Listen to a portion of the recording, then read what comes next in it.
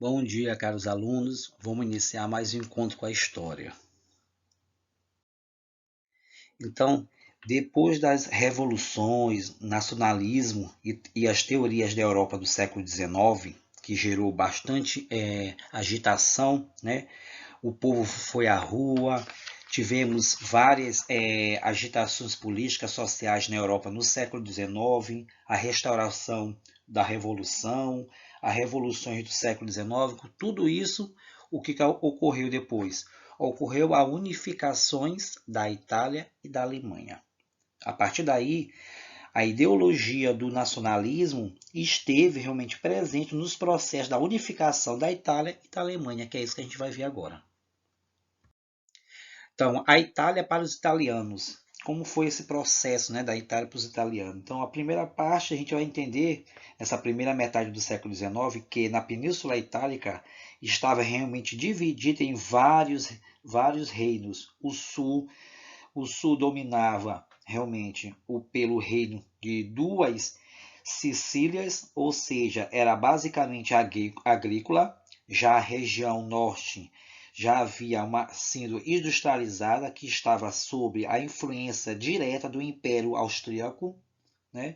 Com a insurreição ibérica de 1848, houve uma tentativa de unificação da península, porém ela fracassou.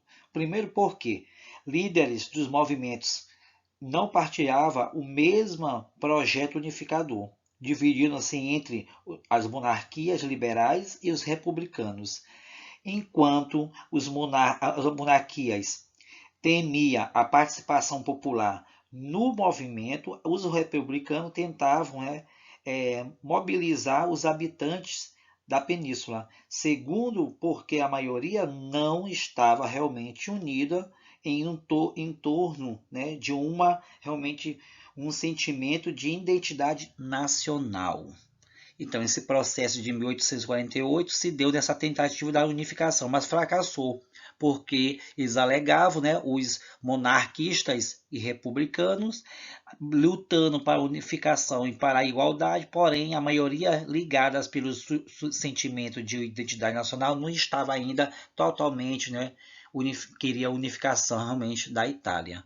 Com isso, gerou o quê? Gerou que em 1859, né, que, que o pioneiro Sardanha, né, liderado por monarquistas liberais, derrotou os austríacos e incorporou diversos territórios.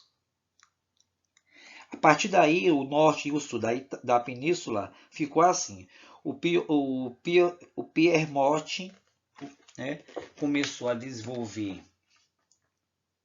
Piemonte começou a desenvolver o Sardenha, né, que foi o reino mais industrializado da península e liderado pelos monarquistas liberais, que deu início a um novo processo da unificação da Itália, que foi em 1859, como falei.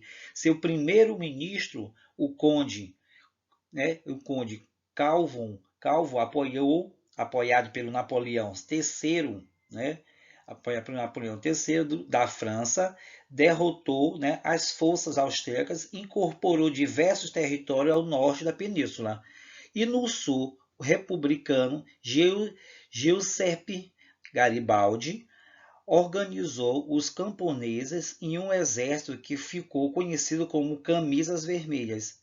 Mas só em 1860 as Camisas Vermelhas desembarcaram, né, em Marsala, né, e sob o comando de Garibaldi, né, apossaram do reino e das duas Sicílias.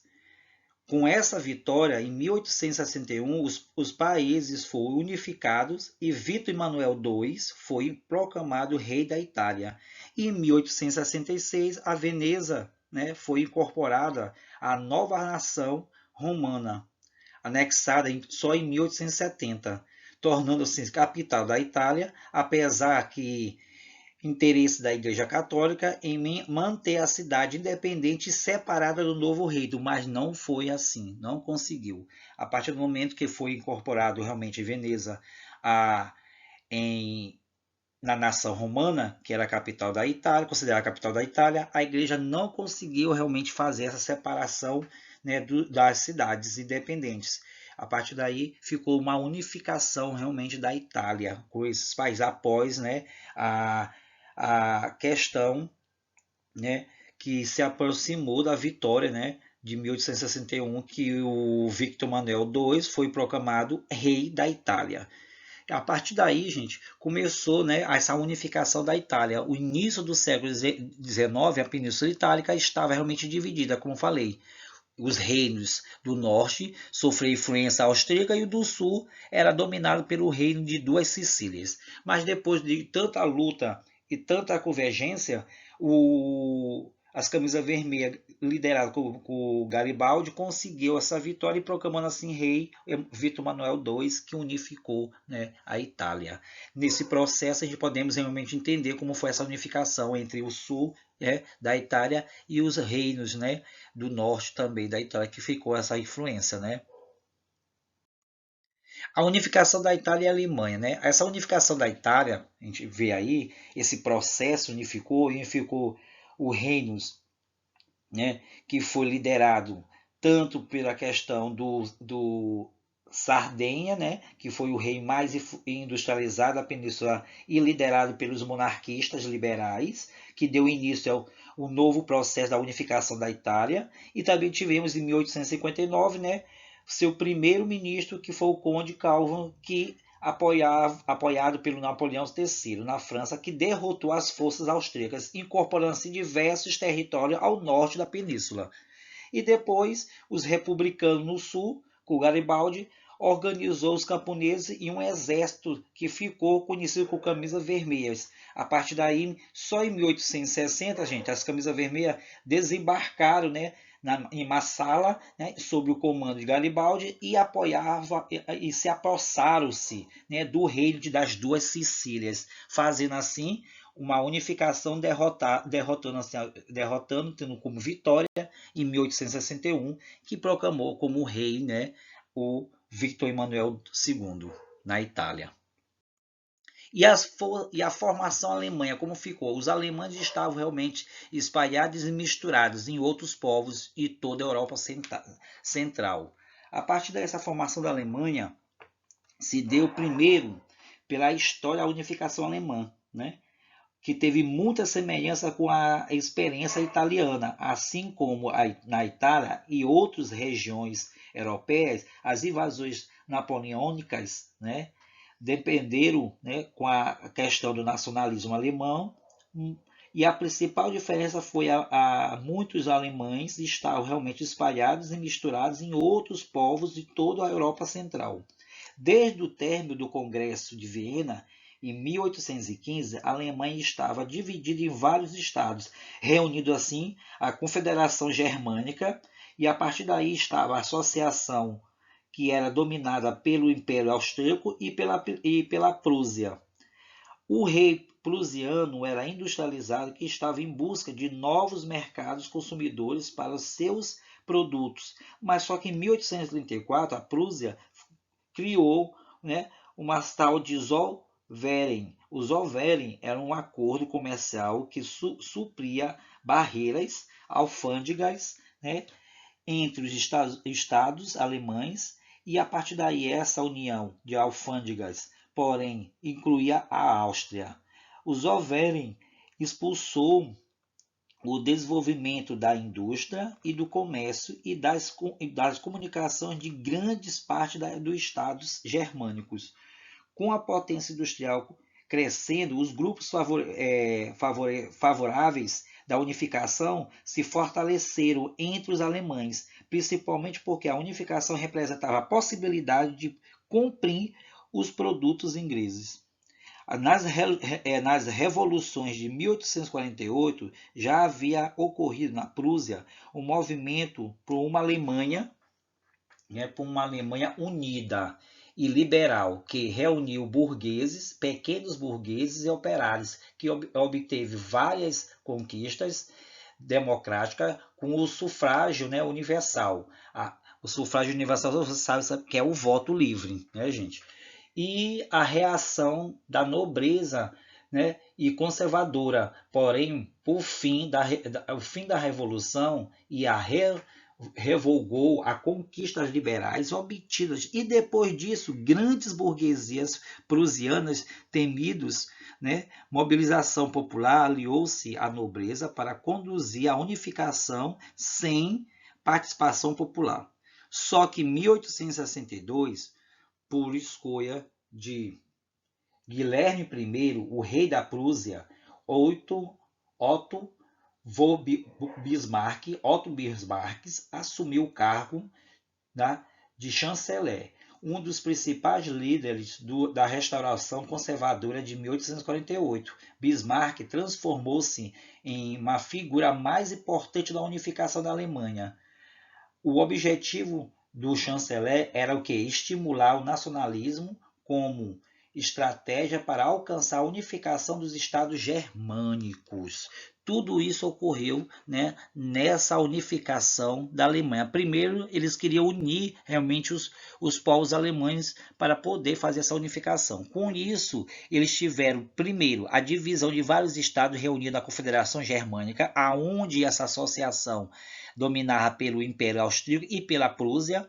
Com isso, foi a criação dos Zollverein, que foi em 1834, um acordo industrial, comercial e das comunicações que unia as alfândegas entre os estados germânicos, com a exceção da Austrália, e impulsionou também a indústria e comércio e as comunicações, como eu falei para vocês. A partir daí, o crescimento do potencial industrial fortaleceu os grupos favoráveis para a unificação, pois ela representava a possibilidade de compor, né, e cumprir, né, todas as metas que ali estavam. E também tinha também essa possibilidade de competir com os produtos ingleses, que era realmente disparado no mercado. Então a Inglaterra, vocês sabem que é um país muito poderoso a partir da restauração e a partir da Revolução 19, né? Ela subiu demais e começou a estar no topo do desenvolvimento industrial. Com isso, os alemães queriam realmente unificar para conseguir competir a questão da indústria, do poder industrial do produto. Em 1862, Otto Bismarck, né, fez o seguinte: assumiu o cargo de chanceler da Prússia por meio de uma guerra que ocorreu em 1867, tornando assim a Confederação Germânica do Norte, né, que ele formou essa Confederação Germânica do Norte. E a partir daí a guerra franco-prusiana se estourou mesmo em 1870, que a França declarou guerra à Prússia, que rapidamente venceu o conflito. Os prusianos ganharam a região da Alsácia-Lorena, que era rica em carvão, e Bismarck conseguiu unificar os estados do norte e do sul, se tornando assim chefe militar da Alemanha, após Guilherme I ser coroado imperador do país em 1871. Com todos esses movimentos, a unificação, a perdas também, que vocês viram que a Alemanha perdeu para os franceses, né, na guerra franco-prusiana, mas porém eles ganharam uma parte da Alsácia-Lorena, essa parte também que tinha rica em carvão, que fazia o desenvolvimento do Estado. Porém, Bismarck fez e conseguiu essa unificação dos estados norte e sul, tornando-se chefe militar, por conta que Guilherme I se tornou, né, rei, né, e a partir daí, em 1871, começou a mudar essa configuração, o contexto, né, da unificação da Alemanha. Então, tudo isso foram os eventos que ocorreram, né, para unificar essa formação da Alemanha sendo uma só. Então, essa unificação territorial alemã, né, percebemos que foi o seguinte: com a unificação da unificação alemã, que não foi uma obra apenas de Bismarck, ele também foi um resultado do desenvolvimento industrial da Prússia, que estava se desenvolvendo muito a questão dos produtos, e da integração econômica de grandes partes do territorial e da expansão de uma cultura nacional, né, e belicista.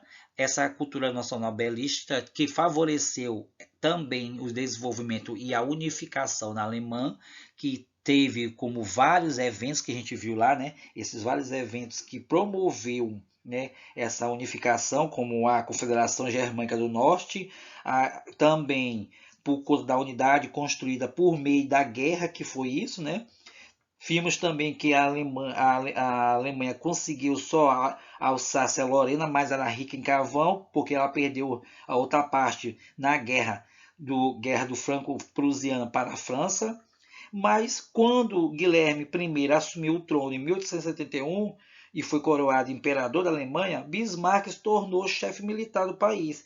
Que é importante ressaltar que, apesar das importantes lideranças de Bismarck, a unificação alemã não foi uma obra individual dele, gente, mas também ele resultou de um desenvolvimento industrial da Prússia e da integração econômica de grandes partes do comércio da Alemanha e a expansão desse comércio que gerou essa unificação nacional bélica, né, por conta dessa unificação territorial alemã. Então a gente percebeu que não foi só Bismarck por conta da sua estratégia, mas também por outros motivos que levou à unificação, principalmente a questão industrial e comercial. Então, tudo isso foi a unificação da Itália e da Alemanha por conta do nacionalismo que estourou na Revolução do século XIX, vimos lá, né? Também os monarquistas queriam também essa unificação por conta que eles estavam perdendo bastante questões comerciais, então favoreceu também eles, os monarquistas, e a Alemanha e a Itália conseguiu ser unificada. Por um lado, Garibaldi e por outro lado, Bismarck. Garibaldi foi um grande representante da unificação italiana e Bismarck foi outro grande representante da Alemanha, onde foi que focou suas grandes forças e estratégia para unificar o norte e o sul. Fica com Deus, fica com essa grande palavra, força.